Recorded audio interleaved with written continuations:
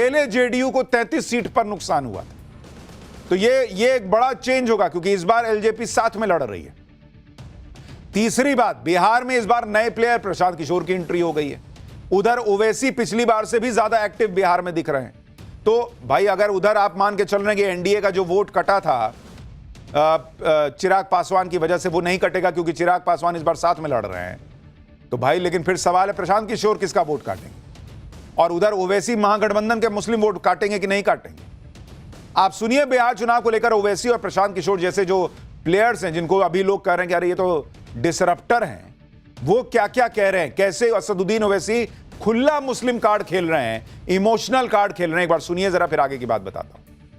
देखो, यादवों का नेता हर समाज का, ठाकुरों का, ब्राह्मण भाइयों का नेता है, भूमियारों का नेता है, ईबीसी का नेता है, पसमानदा तबकात का नेता है, मांझी का नेता है, पासवान का नेता है, अरे सबका नेता है। अगर किसी का नेता नहीं है तो बिहार में 19% मुसलमानों का नेता नहीं है। भाजपा के लोग कई चरणों में चुनाव इसलिए कराते थे ताकि ज्यादा से ज्यादा मोदी जी आए और प्रचार करें, ये ऐसी सोच रही है उनकी।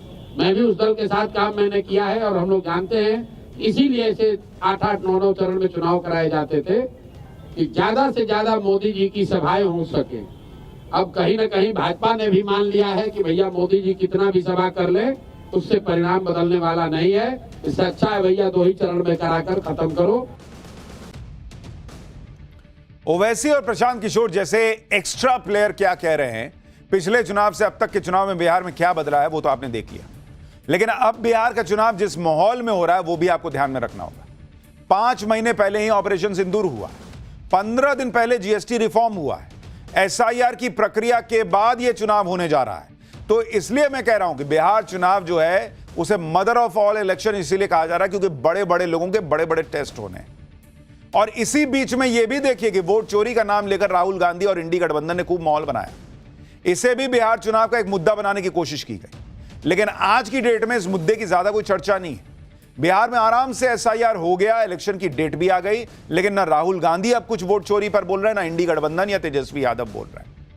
जिस तरह का अटैक राहुल गांधी और इंडी गठबंधन ने चुनाव आयोग पर किया था, उसमें चुनाव आयोग के सामने भी बिहार चुनाव का एक बड़ा चैलेंज। बिहार में 22 साल बाद एसआईआर होने के बाद चुनाव हो रहा है बॉस। एसआईआर को लेकर चुनाव की तारीखों के ऐलान से पहले बड़ा बवाल मचा, चुनाव आयोग विपक्ष के निशाने पर रहा, मामला सुप्रीम कोर्ट तक गया।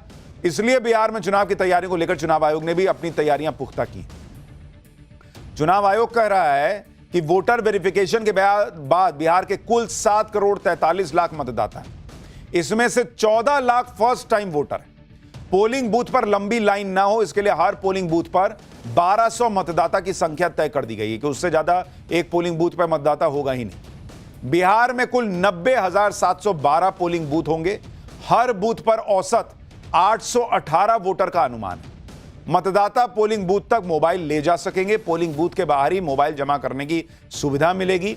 ईवीएम में उम्मीदवारों की कलर्ड फोटो लगी होगी। बिहार के चुनाव को ज्यादा पारदर्शी बनाने के लिए पहली बार हर सीट के लिए एक ऑब्जर्वर की नियुक्ति होगी। ये वरिष्ठ आईपीएस अधिकारी होंगे जो बिहार से बाहर के होंगे। इसके अलावा हर जिले में एक पुलिस ऑब्जर्वर की भी नियुक्ति होगी। चुनाव आयोग ने यह भी कहा है कि लोग उम्मीदवारों के नॉमिनेशन पेपर फाइल करने के 10 दिन पहले तक भी अपने नाम वोटर लिस्ट में जुड़वा सकते हैं। लेकिन कांग्रेस ने चुनाव की तारीखों के ऐलान के साथ ही चुनाव आयोग को घेर लिया। आरोप लगा दिया कि बिहार सरकार और उनके मंत्रियों को लेकर तमाम खुलासे हुए, लेकिन चुनाव आयोग ने संज्ञान ही नहीं लिया। कांग्रेस ने बिहार के डिप्टी सीएम की शिक्षा को लेकर उठ रहे सवालों पर चुनाव आयोग को खरी खोटी सुना दी। सुनिए चुनाव आयोग के ऐलान के बीच कांग्रेस क्या कह रही है। इलेक्शन कमीशन जिसके ऊपर अभी बार बार वोट चोरी के और भाजपा के पिट्ठू बनने के आरोप लग रहे हैं, ज्ञानेश कुमार जी आप नई नई टाइयां खरीद के यहाँ पटना में लोगों को गुमराह करने के लिए आ रहे हैं, नए सूट वूट होके पहन के आ रहे हैं। आप सम्राट चौधरी पर एक्शन कब लेंगे, मुरठा वाले मंत्री पर? उनका ये नहीं पता वो 7वीं फेल हैं 8वीं पास हैं। इधर कांग्रेस चुनाव आयोग पर हमलावर है, उधर चुनाव आयोग ने विपक्ष की एक बड़ी मांग को पूरा कर दिया। साल 2024 में जब लोकसभा चुनाव ऐलान हुआ था, तब विपक्ष ने चुनाव आयोग के सामने यह मांग रखी थी कि ईवीएम वोटर्स की फाइनल काउंटिंग से पहले पोस्टल बैलेट की काउंटिंग हो जानी चाहिए। साल 2024 में चुनाव आयोग ने विपक्ष की इस मांग को यह कहकर खारिज कर दिया कि चुनाव के बीच में चुनावी प्रक्रिया नहीं बदली जा सकती बॉस। लेकिन अब चुनाव आयोग ने यह तय कर दिया है कि ईवीएम वोटर्स के लास्ट राउंड की काउंटिंग से पहले पोस्टल बैलेट की काउंटिंग को पूरा करना जरूरी होगा। पोस्टल बैलेट मतलब डाक के मतपत्रों की गिनती। जो लोग किसी वजह से पोलिंग बूथ पर आकर वोट नहीं डाल पाते, सरकारी कर्मचारी हो गए वगैरह वगैरह, वो पोस्टल बैलेट का इस्तेमाल करके वोट डालते हैं। सैनिक, पुलिसकर्मी, चुनावी ड्यूटी में लगे हुए जो लोग हैं, उनके वोट पोस्टल बैलेट से आते हैं। तो पहले क्या होता था कि पोस्टल पहले गिना गया, उसके बाद जो है वो ईवीएम खुला, और कई बार ऐसा होता था कि पोस्टल बैलेट गिनते जा रहे हैं, ईवीएम की काउंटिंग खत्म भी हो गई। अब यह है कि लास्ट राउंड का जो ईवीएम का वोट है वो तभी गिना जाएगा जब पोस्टल बैलेट की गिनती पूरी हो जाएगी। बिहार चुनाव की तारीखें आने के साथ ही सारी पार्टियां अपने अपने जीत के दावे भी ठोक रही हैं, नए नए नारे लॉन्च हो रहे हैं। बीजेपी कह रही है कि बिहार में जारी रहेगी विकास की तेज रफ्तार, 14 नवंबर को फिर एक बार एनडीए सरकार। गृह मंत्री अमित शाह ने कहा कि पूरा विश्वास है बिहार की जनता इस बार भी विकास की राजनीति को चुनेगी। तेजस्वी यादव कह रहे हैं कि सिर्फ तारीखों का ऐलान नहीं बल्कि उत्सव की शुरुआत है। 20 साल बाद ऐसा महा त्योहार आएगा जो समस्त दुख तकलीफों का हरण करेगा। कांग्रेस ने नारा दिया है कि वोट का अधिकार बदल दो सरकार। यानी चुनाव की तारीखों का ऐलान होते हर दल अपनी जीत के दावे में भी लग गया। अभी तक यही लोग कह रहे थे कि वोट चोरी हो गया है, अब ये जीत का दावा कर रहे हैं। कल को जीत गए तो गुड, अगर हार गए तो फिर बैड हो जाएगा कि देखिए हम तो कह ही थे कि वोट चोरी हुआ है। अब नहीं कर रहे वोट चोरी, अभी नहीं कर रहे हैं, अभी तो जीत का दावा ठोक रहे हैं। बीजेपी की तरफ से केंद्रीय मंत्री गिरिराज सिंह ने सीटों का नंबर भी बता दिया है। गिरिराज सिंह ने कहा कि एनडीए बिहार में 243 सीटों में से 225 सीट जीतेगा। एनडीए, सुनिए बीजेपी और कांग्रेस के नेताओं के दावे, फिर मैं आपको बताता हूं कि जो ओपिनियन पोल्स आ रहे हैं वो क्या दावा कर रहे हैं।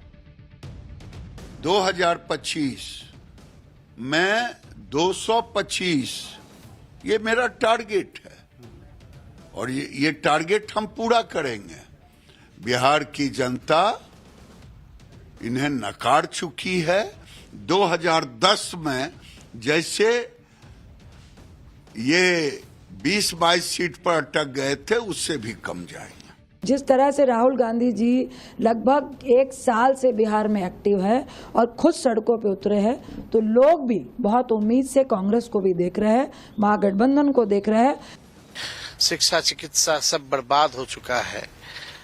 चूहा पुल गिरा देता है, बांध काट देता है, चूहा शराब लीटरें पी जाता है। जहां बालिका गृह जैसे कांड हुए, जहां पेपर लीक हुआ, जहां कोई कार्रवाई नहीं की गई, जहां के मुख्यमंत्री अचेत अवस्था में है। अब बिहार के लोगों ने ठाना है और 20 साल से अब ये मौका मिला है बिहार के लोगों को कि अब बिहार को बदलें, इस सरकार को बदलें। जीत के दावे अपनी जगह हैं, लेकिन बिहार की असली चुनावी हकीकत क्या है, किसका पलड़ा भारी है, यह भी समझना जरूरी है। खास तौर पर उन फैसलों पर ध्यान देना जरूरी है जो फैसले इस चुनाव में गेम चेंजर साबित हो सकते हैं। नरेंद्र मोदी और नीतीश कुमार की जोड़ी के 3 फैसले बिहार में बहुत चर्चा में बॉस, उनको गेम चेंजर बताया जा रहा है। जैसे बिहार की करीब 1 करोड़ महिलाओं को 10-10 हजार रुपए देना। इस योजना के तहत बिहार की महिलाओं को रोजगार चलाने के लिए आर्थिक मदद दी जा रही है। यह नहीं कि वो दूसरा वाला मॉडल खटाखट वाला कि यार सब क्या अकाउंट में डाल देंगे, नहीं, रोजगार के लिए 10-10 हजार रुपया महिलाओं के खाते में दिया जा रहा है। और जो अच्छा करेगा रोजगार, जिसका बेहतर चलने लगेगा, उसको और आर्थिक मदद की जरूरत होगी तो वो दिया जाएगा। तो ये एक बड़ा फैसला। दूसरा, 20 से 25 साल के बेरोजगार युवाओं को हर महीने 1-1 हजार रुपए देना। इसके तहत 5 लाख युवा लाभार्थियों को आर्थिक मदद मिलेगी। बिहार में 25 साल से कम उम्र के युवा करीब 57% हैं, 57%, जो पूरे देश में सबसे ज्यादा है। बिहार के बुजुर्गों, दिव्यांगों और विधवा महिलाओं की सोशल सिक्योरिटी पेंशन को 400 रुपए से बढ़ाकर सीधे 1100 रुपए कर दिया गया है। इस योजना से 1 करोड़ से ज्यादा लोगों को फायदा पहुंच रहा है। यानी आप देखिए कि अगर इन 3 योजनाओं की ही बात कर लीजिए तो महिला, युवा, बुजुर्ग तीनों इसमें कवर हो गए। यह राहुल गांधी और तेजस्वी के लिए बड़ा चैलेंज है कि इंडी गठबंधन नरेंद्र मोदी के इन फैसलों के सामने कैसे टिकेगा। इतना ही नहीं, आज चुनाव की तारीख के ऐलान और आचार संहिता के लागू होने से पहले तक भी बिहार सरकार ने बड़े बड़े काम निपटा दिए। आज नीतीश कुमार ने बिहार की 21 लाख महिलाओं के खाते में 10-10 हजार रुपए ट्रांसफर कर दिए। इसके अलावा नीतीश कुमार ने पटना में मेट्रो ट्रेन सेवा का उद्घाटन कर दिया। इस दौरान सीएम नीतीश ने खुद मेट्रो में सफर भी किया। पटना में मेट्रो की शुरुआत के साथ ही पटना देश का 24वां शहर बन गया है जहां मेट्रो ट्रेन दौड़ रही है। हालांकि नीतीश कुमार के इस उद्घाटन पर भी विवाद हो गया। पप्पू यादव ने आरोप लगाया कि चुनाव आयोग की मिलीभगत से आधे अधूरे मेट्रो का उद्घाटन किया गया है। सुनिए पप्पू यादव क्या कह रहे हैं। ये तो जग जाहिर है, बीजेपी के दफ्तर से बीजेपी के द्वारा अनाउंसमेंट है। छठ में बहुत घूस दिए हैं बीजेपी के लोग। बिहार की जनता को घूस पर ही लोग चाहते हैं वोट लेना। कभी 10,000, कभी 300, कभी 200, कभी ट्रेन देके, कभी बस का लालच देकर। बिहार सरकार की योजना और सौगात को पप्पू यादव घूस बता रहे हैं। और घूस की बात वो पप्पू यादव कर रहे हैं जिन पर अक्सर जनता को पैसे बांटने के आरोप लगते हैं। ये देखिए, खुले में पैसा बांटते हैं। इनके कई वीडियो वायरल हैं जिसमें वो जनता को पैसे बांटते दिखते हैं और खुद मान चुके हैं कि जनता को भर भर के पैसे बांटते हैं। पप्पू यादव इसे उपकार का काम बताते हैं। फ्री में नोट बांटना उपकार का काम है। सरकार का योजना लाना जो है वो इनको गलत लग रहा है। ये खुद जो करते हैं उसको गरीबों की मदद बताते हैं। सरकार की योजना इनको घूस लगती है। ये घूस देना नहीं है। कौन बात का पैसा बांट रहा है? गरीब को दे रहे हैं ऐसे खुले में। इंडी गठबंधन के टारगेट पर चुनाव आयोग है और दूसरा टारगेट नीतीश कुमार। तेजस्वी यादव बिहार में एक बड़ा मुद्दा नीतीश कुमार की सेहत का भी बना रहे हैं। तेजस्वी यादव ने नीतीश कुमार का एक वीडियो पोस्ट किया जिसमें नीतीश कुमार पीएम मोदी के कार्यक्रम में हाथ जोड़कर बैठे रहे।